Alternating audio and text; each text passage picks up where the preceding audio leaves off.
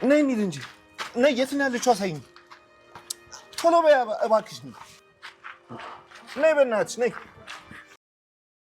ደረቅ ነገር ቢያው ልብሴን እንደሳምሽ ወይንም ጥብቅ አድርገሽ ቅፍ አድርገሽ ሳይኝ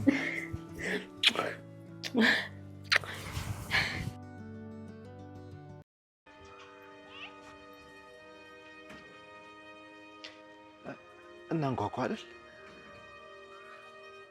እኔ ልሂድ። ለምን? አይ ምንም ልሂድ።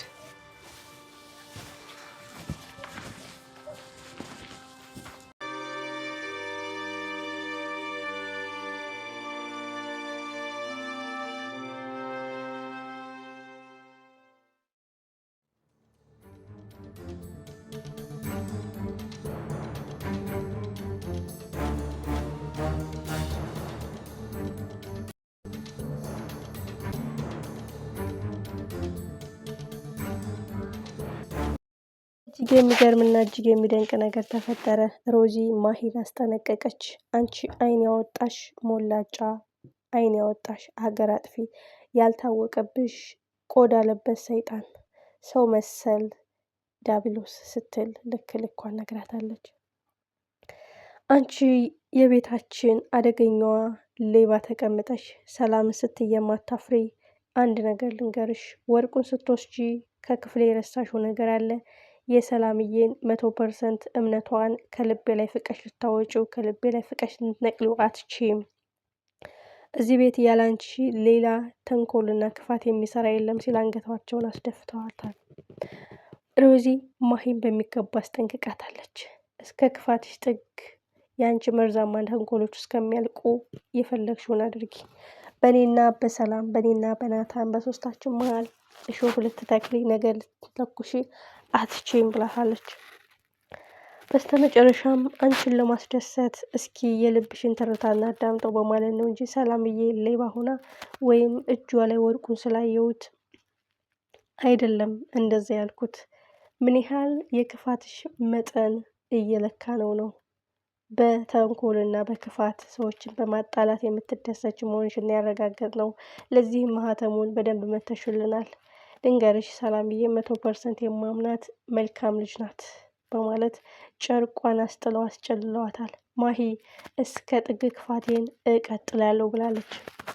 ሰላም የተከበራችሁ ነው የተወደዳችሁ ውድ ቤተሰቦች ሰላማችሁ ይብዛልኝ። ተወዳጁ ሮዛ እጅግ አጓጊና ልብ አንጠልጣይ እንደሆነ ቀጥሏል። ማሂ አንዴ ታገትኩኝ፣ አንዴ ተደበደብኩ፣ አንዴ ራበኝ እያለች ነገር ብትለኩስም አንድ ቀን ተሳክቶላት አያውቅም።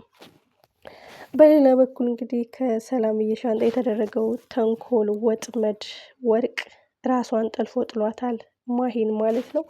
ደስ የሚለው ነገር ሰላምና ናታን ሮዚ ሶስቱም አንድ አካል አንድ አምሳል በአንድ ልብ የሚያስቡ ይመስል የፍቅራቸው ልክ ያለፈ እጅግ የሚዋደዱ የሚተማመኑ መልካም ልጆች ናቸው።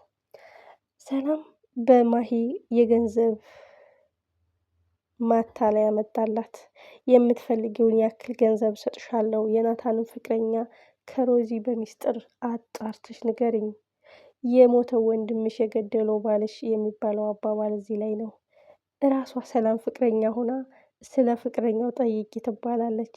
ግን እኔ እንደሆንኩ ስታውቅ ምን ታረጋለች የሚለው ጥያቄ ለመገመት ይከብዳል።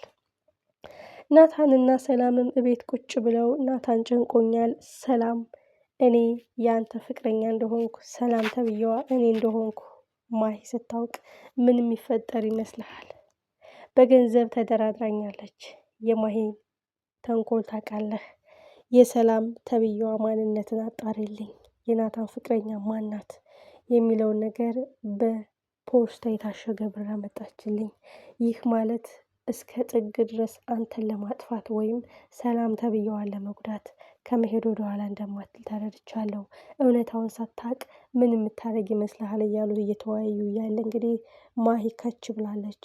ምን አይነት ድንጋጤ እንዳሳዩትም አይተናል። ግን ካሁን በኋላ የበለጠ ጥርጣሬዋን ይጨምርባት ይሆን ወይስ እንደለመዱት ኖርማል እንደሚግባቡት እያወሩ ነው በማለት ተዘናግታ ታልፎ ይሆን? ናታን ዘወር ሲልላት በድጋሚ ሰላምን ማነቁ አይቀርም።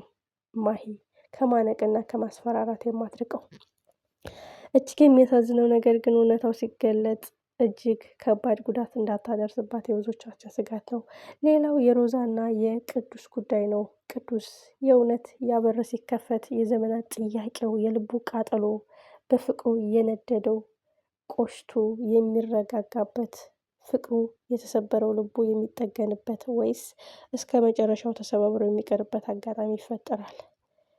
ሮዚስ ምን አይነት እርግጠኛ ብትሆን ነው እዛ ቤት ወስዳ በቃ አንኳኳ የምትጠብቃት መስዋዕት የከፈልክላት ለእሷ ስትል ያበድክላት ማያ እዚህ ቤት ነው ያለችው ብላ ወስዳ እሷ የተመለሰችው?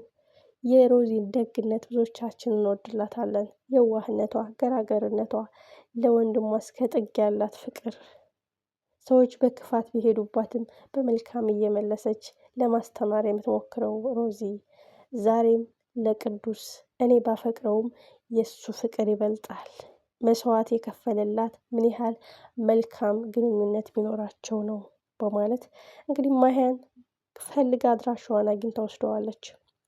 በዚህ ብዙዎቻችን ደስ ብሎናል። ግን ትልቁ ጉዳይ በሩ ሲከፈት እንቆቅልሹ የሚፈታበት ወይስ እንቆቅልሹ የበለጠ ቋጠሮ ሆኖ የሚያገኘው ነው የሚመስላችሁ?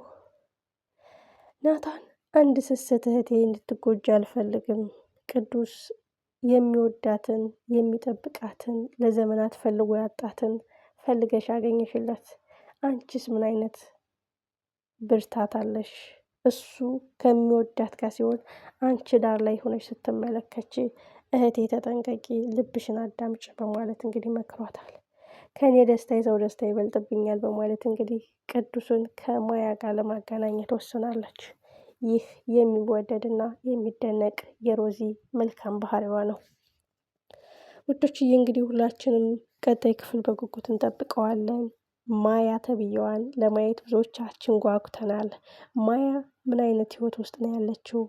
የሌላ ዓለም ህይወት ወይስ እሷም እንደሱ በፍቅሩ ተሰብራ ቤት ውስጥ እየጠበቀችው ወይስ የራሷን ዓለም እየኖረች እንቆቅልሹ የሚፈታበት ቀን ይመስላል። ሌላው ማሂ ናት። ማሂ እንግዲህ ለሰላም ያቀረበችው የገንዘብ ድርድር ሳይሳካለት ቀርቶ ይህ ገንዘብን በሌላ አቅጣጫ እጠቀምበታለሁ ብላለች። ይህ ምን አይነት አቅጣጫ ይሆን? እጅግ የሚያሳዝነው ማሂ በየቀኑ ክፋትና ተንኮሏ እየጨመረ እንጂ እየቀነሰ አልመጣም።